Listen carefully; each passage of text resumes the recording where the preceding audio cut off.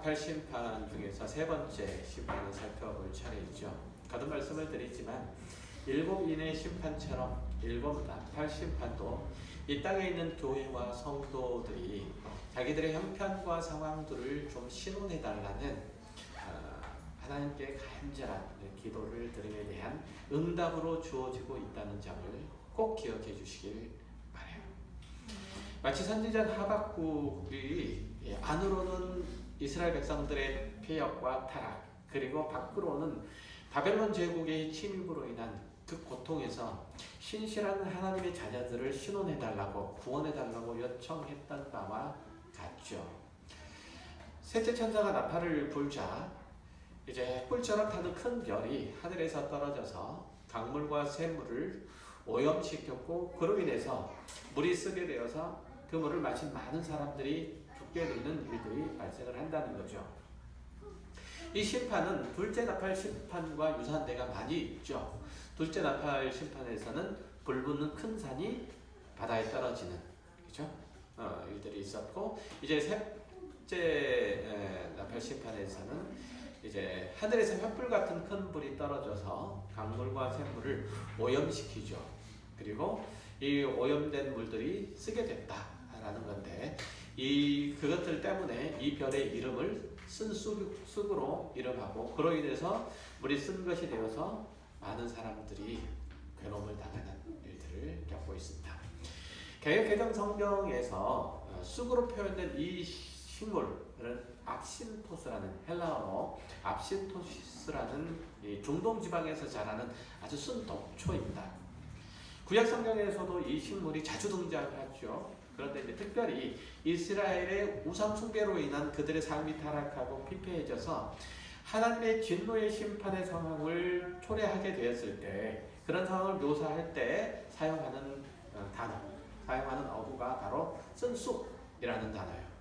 예레미야서 23장 13절 이하의 말씀을 잠깐 볼게요.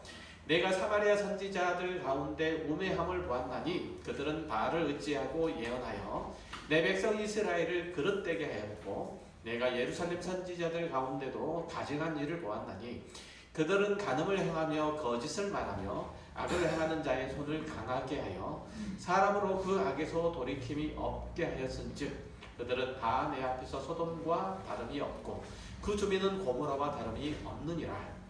그러므로 만군의 여호와께서 선지자에게 대하여 이같이 말씀하시니라. 보라, 내가 그들에게 쑥을 먹이며 독한 물을 마시게 하리니 이는 사악이 예루살렘 선지자들에게서 나와서 온 땅에 퍼짐이라 하시니라. 그렇죠? 이스라엘 전역에 거짓 선지자들이 나와서 바알을 섬기고 그의 의지에서, 바알의 의지에서 예언함으로써 그 백성들을 후리죠.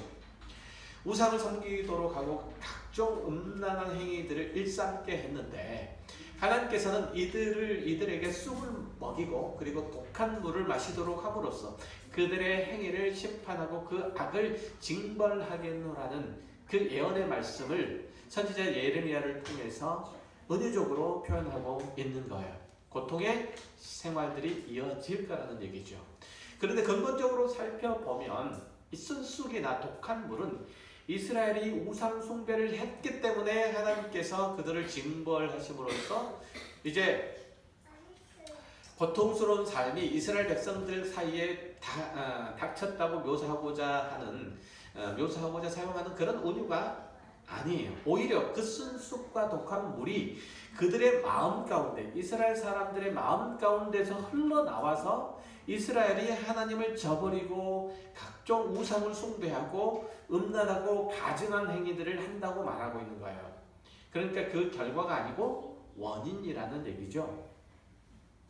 잘 듣고 계세요? 네. 신명기 19장 17절 이하의 말씀을 보면 이렇게 되어 있어요. 너희가 또 그들 중에 있는 가증한 것과 복속과 은금의 우상을 보았느니라. 너희 중에 남자나 여자나 가족이나 집하나 오늘 그 마음이 우리 하나님 여호와를 떠나서 그 모든 민족의 신들에게 가서 섬길까 염려하며 독초와 뿌리 쑥의 뿌리가 너희 중에 생겨서 이 저주의 말을 듣고도 심중에 스스로 복을 빌어 이르기를 내가 내 마음이 완악하여 젖은 것과 많은 것이 멸망할지라도 내게는 평안이 있으리라 할까 함이라. 신명기는 이스라엘이 가나안 땅에 들어가기 전에 하나님께서 선지자 모세를 통해서 주신 말씀이죠.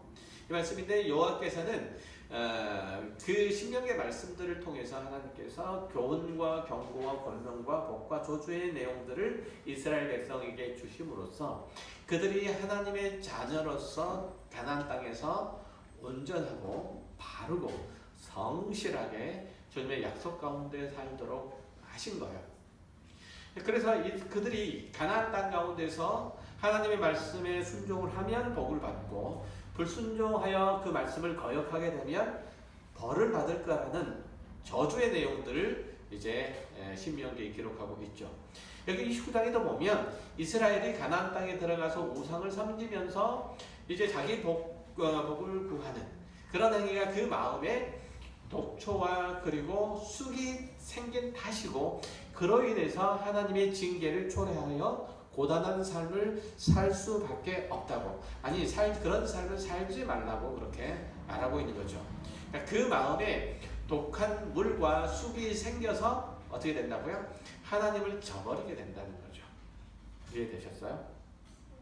이스라엘이 하나님을 떠나서 바알을 섬기고 거기에 절해서 그 신이 요구하는 음란한 행위를 하는 것은 그들의 마음이 이미 하나님을 불신하고 원망하고 싫어하는 것들이 있기 때문이라는 거예요. 그들의 삶이 자기 멋대로 안 되고 자신들이 꿈꾸는 행복을 하나님께로부터 얻을 수 없으므로 바알과 다른 우상에게로 가서 그들에게 절하고 그들에게 아부한다는 거죠. 하나님이 자기들의 더러운 욕심과 죄악으로 타락한 마음들을 채워주지 않으니 다른 신을 섬긴다는 거죠.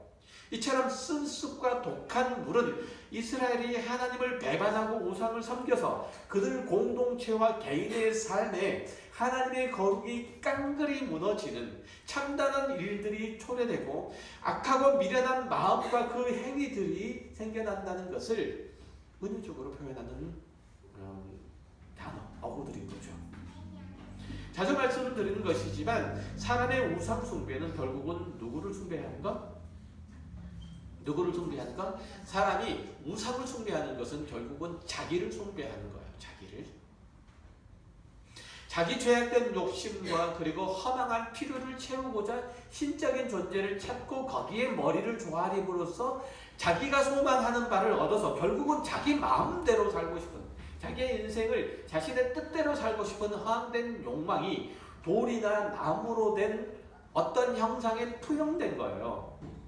그렇죠. 그러니까 저 상에게 절을 하면 나에게 좋은 일이 생길 거다. 나에게 돈이 생길 거고, 나에게 건강이 생길 거고, 나에게 지위가 생길 거고, 권력이 생길 거다. 그래서 어떻게 하라는 거죠? 그래서 내가 내 마음대로 내 인생을 살았으면 좋겠다. 마치 우리가 도깨비 방망이를 얻었으면 좋겠다, 알라딘의 요술 램프를 가졌으면 좋겠다. 좀 더 현실적으로 로또 복권이 당첨되었으면 좋겠다는 소원은 다 내 마음대로 내 인생을 풀어가고 싶다는 그 생각에서 나온 거예요. 그렇지 않아요? 제발 하나님이 내 인생에 태클을 거는 일들이 없었으면 하는 마음에서 나오는 거죠. 그런 의미에서 볼 때 하나님을 거절하는 순쑥과 독한 물은 우리 마음속에도, 지금 저와 여러분의 마음속에도 자라나고 또 솟아나고 있다는 사실이에요. 이것들을 매일 제거하는 작업들을 우리 스스로 하지 않으면 이것들은 자라날 수밖에 없어요. 우리 마음 가운데서 독버섯처럼 자라날 수밖에 없어요. 결국. 그렇게 보면 요한계시록 8장 10절 본문에 나타난 셋째 나팔 심판, 순쑥과 독한 물로 인한 고통과 죽음은 인류의 마지막 때 하나님께서 최후의 심판을 하실 때를 그린 내용이기에 앞서서, 거기에 앞서서 예수님이 부활하시고 승천하시고 다시 오시기까지 이 기간을 뭐라고 하죠? 흔히 종말이라고 했죠. 종말. 이 기간에 펼쳐지는 하나님의 심판, 즉 하나님의 공의로운 통치라는 거죠. 이 동안에 하나님께서는 그 주권을 거절하고 오직 자기만을 위한 삶을 추구하는 것에 비참하고 허망함을 우리들에게 경험케 하시는 거예요. 그래서 어떻게 하라는 거죠? 돌아오라는 거죠. 그리고 회개하고 돌이킬 기회를 주시는 거예요. 만약 지금 여러분이 자신을 위한 삶을 사느라고 이웃을 밟고 서 있으면 하나님마저도 마음대로 조종하려고 한다면, 하나님의 뜻과 하나님의 말씀을 거절하려고 한다면 빨리 돌이키셔야 돼요. 그런 인생은 결국은 쓴 쑥을 뜯을 수밖에 없는 거예요. 이 세상의 역사는 하나님이 그분의 나라를 완성하시기 위해서 그 거룩한 백성을 부르시고 그들을 통치하시고 완성하시고, 그분을 반대하는 세력과 거기에 불붙어 사는 모든 장애물들을 제거하시는 일들의 연속이니까, 여러분들 만약에 그쪽에 전자 쪽에 기울어 있으면 빨리 돌아와서 하나님 편에 서야 되는 거죠. 괜히 고단한 인생을 살다가 마지막에야 돌이켜 자기 인생을 돌이켜보면서 회한만 생기는 일들은 없어야 돼요. 이걸 뭐라고 하냐면 미련함이라고 해요. 미련함. 우리 생각에는 세상 역사가 인간의 지도자의 생각과 결정에 달린 것이라고 생각을 하지만 사실은 하나님의 주관 없이는 불가능한 거예요. 하나님께서는 예수 그리스도께서 재림하실 때까지 전 역사, 전 기간들을 통해서 이 세상을 간섭하시고 그의 거룩한 통치를 이루어 가시고 공의로우신 심판을 행하고 계시고 궁극적인 종말로 인도해 가세요. 여러분들은 아니라고 생각할지 모르지만 하나님께서는 지금 이 순간에도 하나님의 공의로운 뜻을 이 세상 가운데 펼쳐가고 계세요. 그래서 이만한 거예요, 세상을.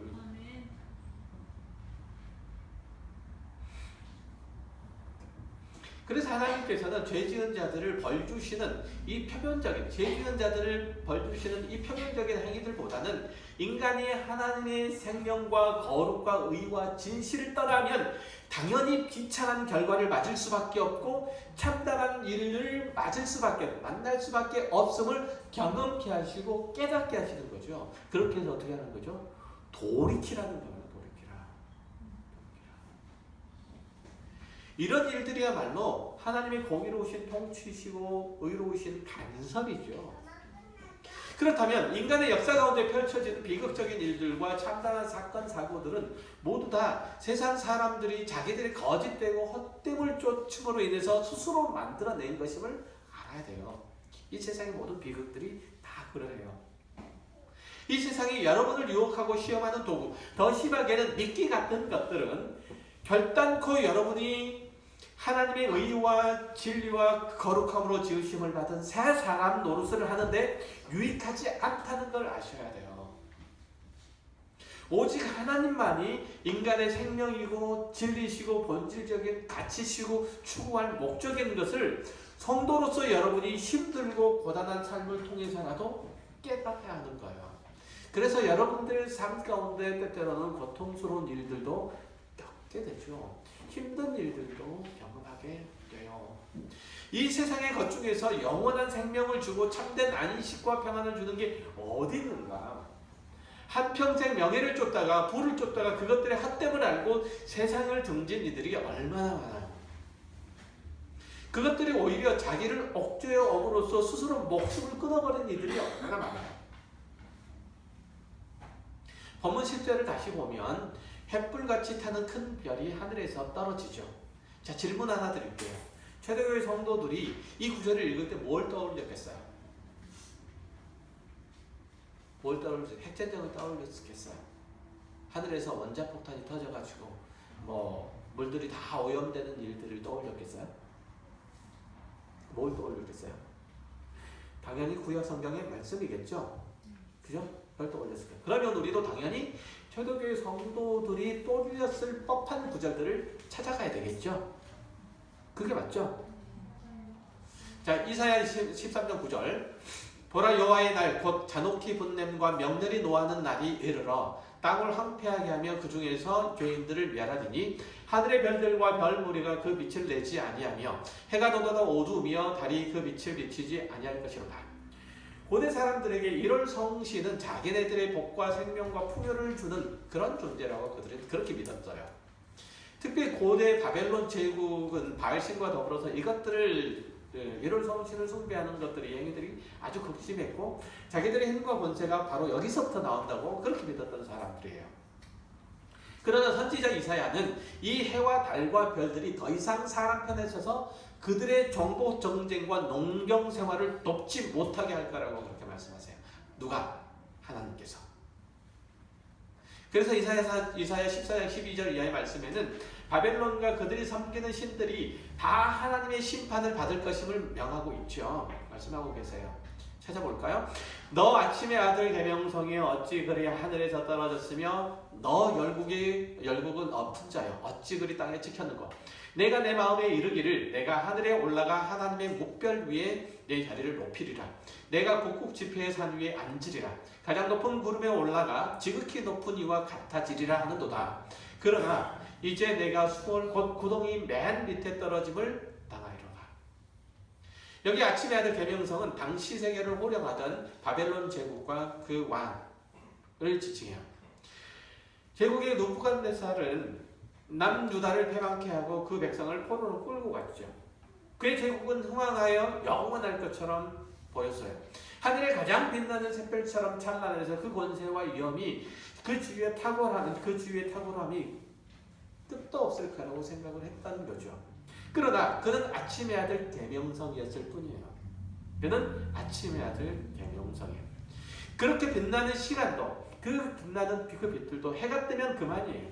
햇빛에 가려져 그 존재도 희미해졌다가 결국은 하늘 밖으로 밀려날 뿐이라고. 금성, 계명성. 새벽녘에 잠깐 반갑게 빛났다가 해가 완전히 뜨면 사라져버려요. 바벨론 제국과 그 나라를 다스리는 느부갓네살이 열심을 내어 섬겼던 바알도 이런 성신도 끝내는 허무하게 사라지고 말았고 그와 함께 제국도 그 세계를 호령하는 왕도 다 무너지고 말았잖아요. 바벨론 제국이 얼마나 지속됐나요? 70년 정도밖에 지속되지 못했어요.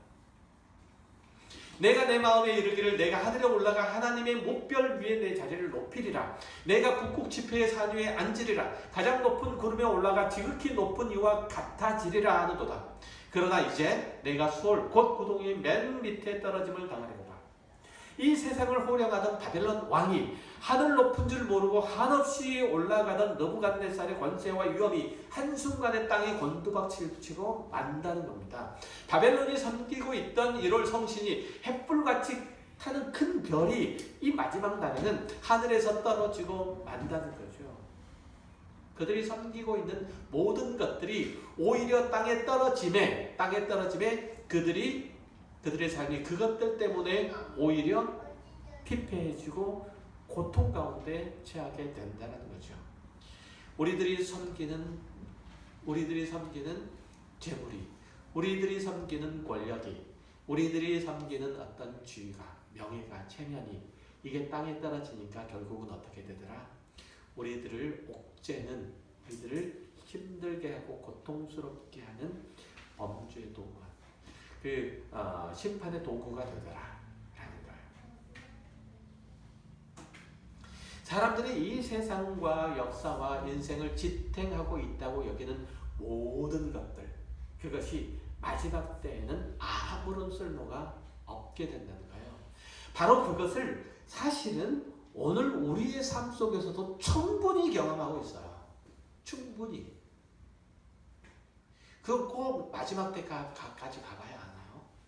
충분히 다 경험하고 있어요. 우리들 각자의 삶 속에서. 그래서 시편 146편의 시인은 그렇게 노래하죠. 3절에서 보면 괴인들을 의지하지 말며 도울 힘이 없는 인생도 의지하지 말지니 그의 호흡이 끊어지면 흙으로 돌아가서 그날에 그의 생각이 소멸하리로다. 야곱의 하나님을 자기의 도움으로 삼으며 여호와 자기의 하나님에게 자기의 소망을 두는 자는 복되도다. 이 세상에서 의지할 것이 뭐고 기쁨으로 삼아야 할 것이 무엇이고 자랑으로 여겨야 할 게 또 뭡니까? 무엇이 우리를 진정한 안전과 만족과 평안과 안식으로 인도하는가요? 오직 하나님만 우리의 부요함과 만족과 생명을 준다는 거죠. 참된 안식은 하나님께만 있다는 거예요. 다른 데서는 영혼에 속한 것들을 얻을 수가 없어요. 하나님을 거슬러서는, 하나님을 벗어나서는 생명을 열매 맺을 수가 없어요. 하나님께서는 오직 당신을 통해서만 생명을 공급을 받을 수 있고 영원한 것을 얻을 수 있다고 말씀하세요. 하나님을 떠나서는 사람은 생명과 영혼의 진리에 관한 어떤 활동도 할 수 없다고 성경은 거듭 말하잖아요. 주님께서도 친히 말씀하셨죠. 요한복음 15장 3절에 내 안에 거하라 나도 너희 안에 거하리라. 가지가 포도나무에 붙어 있지 아니하면 스스로 열매를 맺을 수 없음같이 너희도 내 안에 있지 아니하면 그리하리라.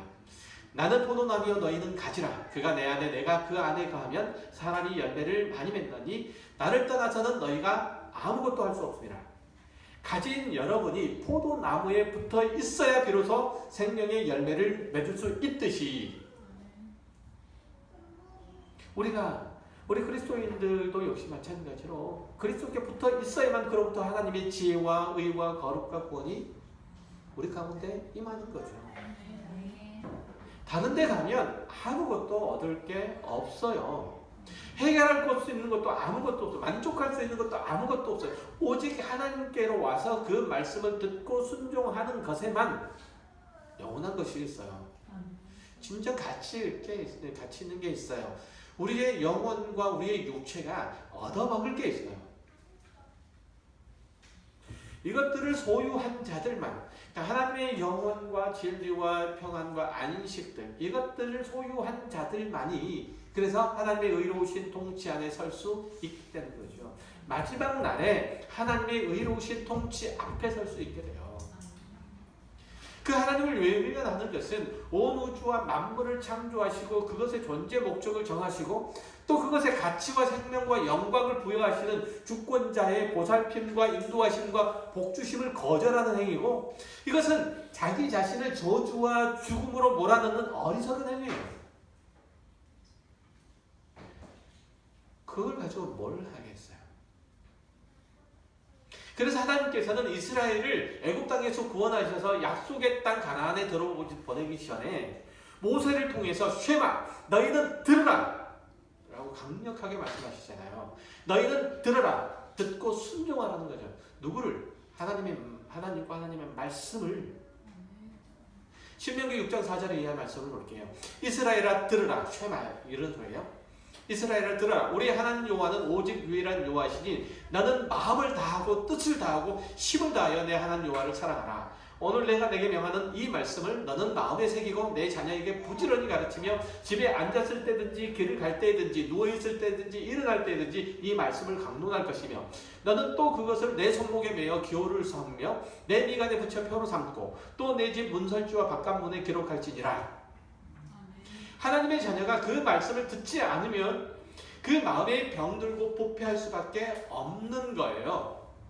그리고 그 마음의 자리에는 쑥이 자라고 독한 물이 흐르게 되죠. 그러면 연쇄적으로 하나님께서 자신의 삶에 주권적으로 통치하심을 깨닫지 못하거나 이를 아예 거절하게 되죠. 자기 뜻을 세워 자기의 인생을 살게 돼요.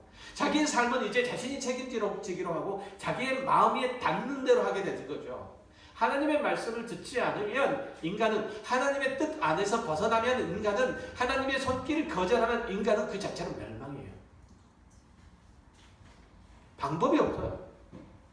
다른 길이 없어요. 그러나 하나님을 떠난 인간은 그 어디서도 그 무엇으로도 결코 참된 안식과 만족을 얻을 수 없기 때문에 인간은 영적인 갈증과 굶주림으로 허덕이죠. 그런데도 자신이 왜 이런 공허감을 느끼는지 알 수 없어서 돈이나 권력이나 섹스에 광적으로 매달리게 되죠. 현 시대야 이것들을 노골적으로 추대하는 시대 아닙니까? 돈을 추구하고 권력을 추구하고 섹스를 추구하는 것들을 노골적으로 하는 세대가 아닙니까? 그렇죠? 구약 시대는 이것들이 우상으로 투사됐죠. 우상을 섬김으로써 이것들을 얻어낼 수 있다고 믿은 거예요. 권력도 얻을 수 있죠. 돈도 얻을 수 있죠. 섹스도 얻을 수 있다고 믿었어요. 그래서 우상을 섬기는 자리에 늘 이것들이 함께 있었잖아요. 돈도 있었고 권력도 있었고 섹스도 있었고. 그렇죠. 이스라엘 백성들이 하나님을 버리고 우상 숭배에 집착했던 이유들이 다 이것들을 얻기 위함이었어요. 여러분은 세상에 집착하는 이유가 뭡니까? 세상 것들을 거절하지 못하는 이유가 뭡니까? 이것이 나에게 있어서 나를 붙잡고 있는, 내 영혼을 붙잡고 아직까지 놓지 않는 이유가 뭡니까?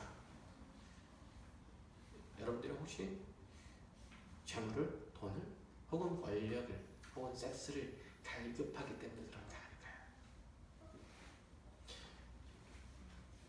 이스라엘 백성들이 그것을 추구하자 그들은 자기가 섬기는 하나님이 아니고 자기들이 섬기는 우상처럼 영적으로 생명력이 없는 존재가 되어갔고, 하나님의 선지자들이 거듭되는 경고에도 불구하고 자신들의 죄를 회개하지 않고 선지자들의 설교 안에서 완고하게 반응하게 되죠.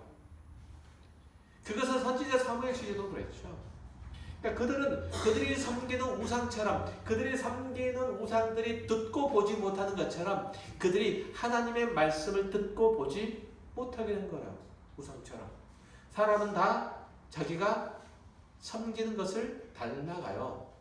자기가 사랑하는가를 닮아가요. 갈망하죠. 우리 학생 시절 때도 그렇지 않습니까? 자신이 마음에 드는 선생님의 과목 잘 듣죠. 열심히 공부하죠. 좋은 성적 나잖아요. 선생님 마음에 안 들어. 그러면 듣지 않죠. 딴짓해요. 결과 당연히 안 좋아요. 그게 선생님 탓입니까? 1차적으로? 아니면 본인 탓입니까?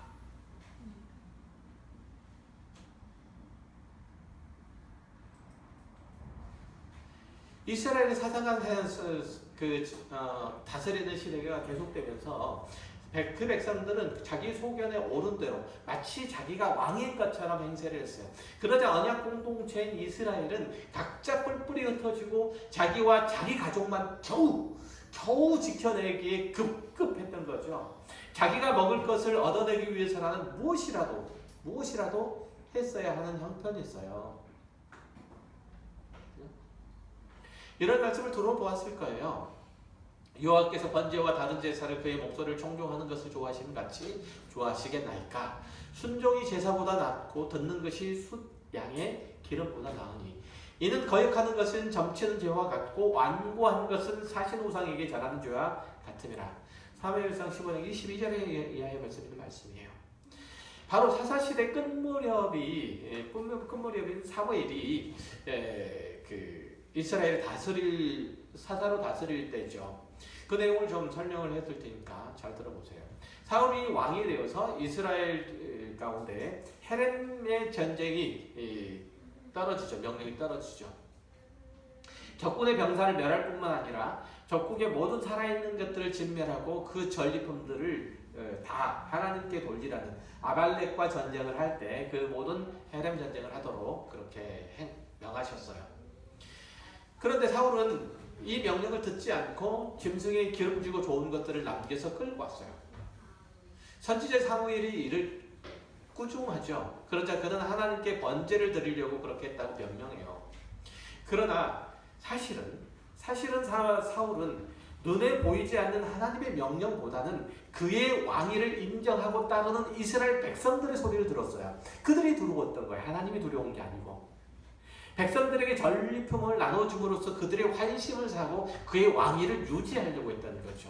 적어도 사울에게 있어서는 하나님은 여호와가 아니라 이스라엘 백성이었어요. 하나님께서 헤렘을 명령하셨음에도 불구하고 사울은 이스라엘 백성들의 눈치를 보고 백성들은 자기 탐욕에 젖어서 전리품에 손을 대는 그런 불순종을 저지른 거예요. 선지자 사무엘이 불순종을 거역하는 것은 점을 치는 것 죄와 같고 고집 부리는 것은 우상을 섬기는 죄와 같다라고 선언을 하죠.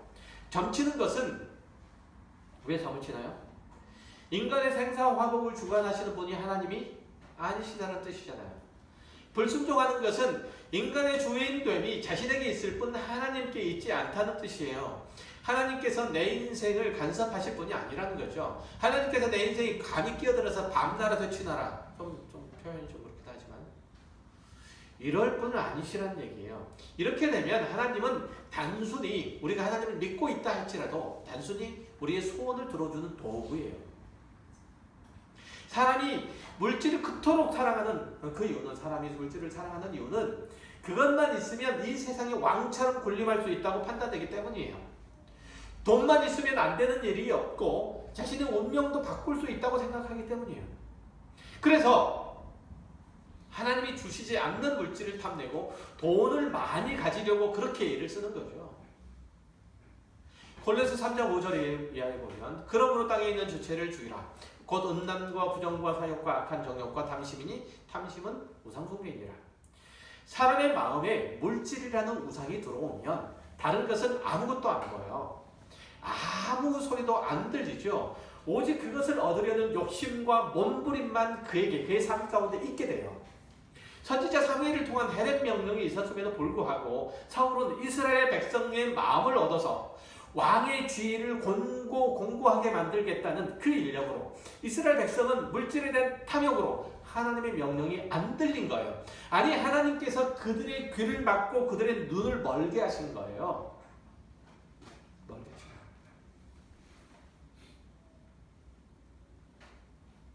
하나님 말씀 잘 안 들으세요? 고리타분하세요?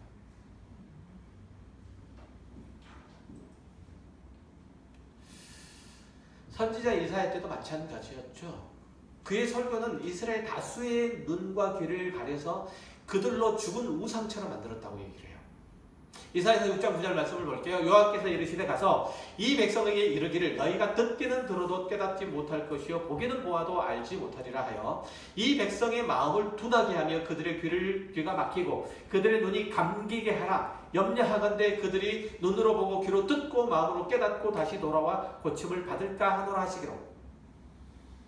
그러니까 그들이 듣지 못하고 보지 못한 것, 하나님의 말씀과 하나님의 행하신 일들을, 그 놀라우신 일들을 보고 듣지 못하는 이유는 뭐예요?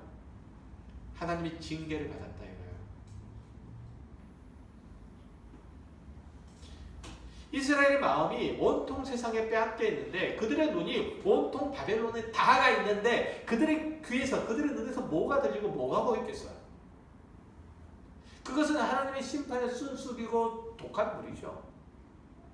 오늘 본문에서도 촛불로 상징되는 이 바벨론 제국, 더 나아가서 사람들이 소유하고 싶어서 탐하고 우상처럼 섬기는 세상의 권력은 분명히 셋째 천사의 나팔 소리와 함께 심판을 받고 말아요. 그렇잖아요. 횃불처럼 타는 큰 별은 떨어지고 말더라요. 제국은 멸망하고 권력은 땅에 떨어져서 조롱거리가 되고 말죠. 우리가 잘 아는 제5공화국은 정말 서서히 포라고 영원할 것처럼 보였어요. 삼국도 마찬가지지만. 그러나 지금은 어떻습니까? 사람들이 술안주로, 소설가의 흔해 빠진 소재거리로 맡겨는 쓸 데가 없는 거예요. 그 공화국의 주인공이 치매라더니 근래 와가지고 골프를 치다가 들켜서 언론이 좀 시끄러운가 봐요. 관불 10년, 화무 11홍이라고 그랬나요? 그러나 제가 돈을 사랑함이 일만하게 뿌리고 탐심은 우상숭배라고 아무리 떠들어봐도 사람들은 별로 거들떠보질 않아요. 왜죠? 그들의 귀가 막히고 그들의 눈이 멀었기 때문에 그래요. 주님 오실 때가 가까웠으니 신앙생활 좀 바로 하십시오 라고 외쳐봐야 열심히 신앙생활을 하려고 이 늦은 가을의 정취를 흠뻑 즐길 이 시간, 이 기회들을 포기하고 여기 나온 여러분만 들어요. 그죠? 지각하지 마라, 공부하지 마라, 이런 잔소, 선생님의 잔소리를 누가 듣나요? 누가 들어요? 일찍 나와서 공부 열심히 하는 학생이 들어요. 지각하는 학생 그 얘기 못 들어요. 학교 안 나온 학생 못 듣죠. 그러니까 들을 게 있는 사람만 듣는 거예요. 그러니까 이런 얘기를 하면 그 마음이 깨어 있어서, 그 눈이 뜨여 있어서, 그 귀가 열려 있어서 하나님의 말씀을 듣는 자만 듣는 거예요. 아이러니하죠. 아이러니. 그게 이사야서가 얘기하는 바잖아요. 그러니까 아무리 결석하지 말라고 잔소리해도 정작 결석하는 일 못 듣는 것과 똑같아요. 그래서 귀 있는 자는 성령이 교회들에게 하시는 말씀을 들을지어다. 7교회에 보내는 편지마다 마치 후렴구처럼 계속적으로 반복하잖아요. 들을 귀 있는 자는 들을지. 무슨 얘기죠? 뭐랑 똑같죠? 신명기 6장 3절에서 얘기하는 3장 4절에서 얘기하는 쇠마 너희는 들으라. 똑같잖아요.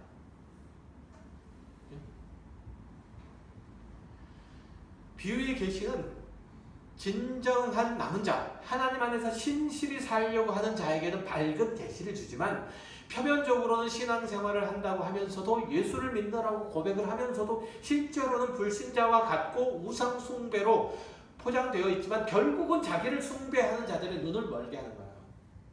이것이 어찌 하나님의 엄중한 심판이 아니라고 할 수 있습니까? 자 보세요. 하나님 우리의 억울한 형편을 알아주시고 우리의 원통한 마음을 풀어주십시오. 이렇게 하나님의 자단 안에서 기도하는 성도들의 기도가 사실은 다 응답되고 있어요. 잘 보세요. 사람들은 다 누구나 자기 행복과 만족과 기쁨에 목말라 있지만 예수 믿지 않는 자에게는 진정한 행복, 진정한 만족, 진정한 기쁨, 진정한 배부름, 진정한 안식이 있습니까? 그들에게는 늘 격동하는 나날들만 있을 뿐이고 마실수록 갈증이 나고 먹을수록 배고픈 그런 부조리한 그런 아이러니한 시간들만 되풀이되고 있을 뿐이잖아요. 먹어도 배고프니까 죄를 먹고 또 마시잖아요. 우리도 사실은 내가 이것을 좀 가졌으면, 이것을 좀 더 잘했으면, 이 정도만 더 높았으면 지금 일어난 모든 어려움과 고생들을 벗어날 수 있지 않을까 이런 생각을 하죠. 그러나 사도 바울의 이 가르침을 한번 생각을 해보세요. 디모데전서 6장 6절 뭐라고 하죠? 그러나 자족하는 마음이 있으면 경건은 큰 이익이 되느니라. 하나님은 우리에게 있어야 할 것들을 다 아시고 필요를 모두 준비해 두신대요. 그것이 우리 형편과 상황에 따라서 시적절하게 주어지고 계신대요. 우리들에게 주신대요. 그러니 지금 현재 형편에 일희일비할 필요가 없다는 거예요. 지금 있는 것을 움켜쥐고 그것을 안 내놓으려고, 안 빼앗기려고 아등바등 할 필요가 없다는 거예요. 내가 나에게 있는 것들을 쥐고 이것을 빼앗기지 않으려고 죄 가운데 빠질 필요가 없다는 거예요. 악다구니 쓸 필요가 없다는 거예요. 결코. 그러지 말고 하나님의 자녀답게 살아라. 필요한 것들을 그때마다 공급되어 줄 테니 그거 가지고 하나님의 사람으로 온전하게 되라. 하나님의 성품으로 새롭게 되라. 하나님의 자녀다운 모습으로 멋지게 자랑스럽게 성장하라 이거잖아요. 하나님의 자녀로서 멋지게 성장하라. 자랑스럽게 성장하라. 여러분들에게 주신 모든 것들이 다 그것을 위해서 주신 거예요. 무엇으로? 하나님의 자녀로 멋지게 자랑스럽게 늠름하게 그렇게 자라도록 그렇게 주신 거예요. 이 세상은 이렇게 자족할 줄 몰라서 더 가지게 해달라, 더 높게 해달라, 더 능력 있게 해달라 해서 많이 소유하고 많이 높이 올라가지만 거기에는 실은 아무것도 없어서 파랑새를 쫓는 이 소년처럼 아무것도 없어서 그냥 자폭하고 마는 거예요. 아무리 찾아봐도 세상에는 참 생명도 가치도 행복도 희망도 없어요. 그저 남은 것은 하나님의 심판으로 인한 절망과 비참이 없잖아요. 사실 지금 이 세상 역사가 그렇게 흘러가고 있잖아요. 우리 믿는 자들이 부족할 것도 억울하고 분해할 것도 없어요. 그런 의미에서 볼 때.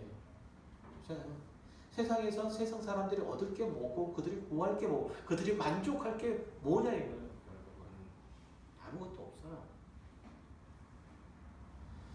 세상에서 사람들이 생각할 때 자기네들이 악다구니를 쓰면서 모으고 그리고 그것들을 가지고 자랑하고 힘을 쓰고 일을 많이 가졌어도 그렇게 불행한데 큰 소리 치면서도 불안한데 때리면서도 숨이 조이는데 왜 너희 예수 믿는 사람은 안 그러냐 라고 우리들에게 덤비는 것 뿐이에요. 우리들을 힐난하는 것 뿐이에요. 그들이 아무것도 없으니까. 그들은 다 가진 것 같지만 아무것도 갖지 못했고 우리는 아무것도 없는 것 같지만 모든 것을 소유한 자란 얘기예요. 그것 때문에 세상 사람들은 아이러니 속에 빠지는 거잖아요. 그것 때문에 왜 저들은 저렇게 살아? 억울하죠. 야구르잖아요. 야구르잖아요. 그러니까 우리를 향해서 그렇게 할 뿐이에요. 하나님이 우리의 상급이시고 우리의 멸류관이시기 때문에 그들은 결단코 그것을 얻을 수 없기 때문에 영혼에 속한 것들을, 영혼에 썩지 않는 것들을, 생명에 관한 것들을 얻지 못하기 때문에 그들은 그저 부러울 뿐이잖아요. 로마서 8장 30절에 뭐라고 말씀하세요? 또 미리 정하신 그들을 또 부르시고 부르신 그들을 또한 의롭다 하시고 의롭다 하신 그들을 또한 영화롭게 하셨느니라. 그런즉 이 일에 대하여 우리가 무슨 말을 하리요? 만일 우리 하나님이 우리를 위하시면 누가 우리를 대적하리요? 불이 하나님이 우리 성도와 함께 하시고 이 역사에 개입하시고 그 모든 일들 가운데 우리들에게 복을 주시고 은혜를 채우셔서 그 자녀다운 모습으로 새롭게 하고 계시는 것을 보세요. 하나님의 생명이 우리 가운데 흘러 넘쳐서 우리가 하나님의 자녀로서 성장하고 있다는 사실이, 오늘을 그렇게 살아가고 있다는 사실이, 우리는 다른 아무것도 갖지 못하지만 세상에서 자기를 지키고 보호하려고 그렇게 아등바등 모으고 그리고 챙겨가려고 하는 부도 권력도 다른 어떤 것도 가지지 못했지만 우리는 하나님께서 지키심으로, 하나님께서 우리를 보호하심으로, 하나님께서 우리의 만족이 되심으로, 하나님께서 우리의 배부름이 되심으로, 하나님께서 우리의 행복이 되심으로 우리는 안전하잖아요. 우리는 만족되잖아요. 이걸 보세요. 그리고 하나님을 거절하고 외면하면 결국은 그 심판을 초래해서 비참과 소외와 절망과 결핍 가운데 있는 자들이 될 수밖에 없다는 것. 세상을 통해서 보세요. 그리고 여러분이 전자에 있다는 사실 때문에 감사하세요. 지금 여러분의 어떤 삶의 형편과 상황 가운데 있든지 간에 하나님께서 여러분의 편을 들고 계시고 돕고 계시고 이끌고 가고 계심을 믿으세요. 그리고 그 하나님만 의지하고 하나님의 말씀을 따르고 순종하여 하나님께서 우리들에게 허락하신 그 영원한 젖과 꿀이 흐르는 그 땅 가운데서 하나님을 기뻐하며 자랑하며 하나님으로 만족하는 그 삶을, 그 완전한 삶을 열망해가는, 그것을 위해서 오늘도 분투해가는 저와 여러분이 되시기를 주의 이름으로 축원합니다. 기도하겠습니다.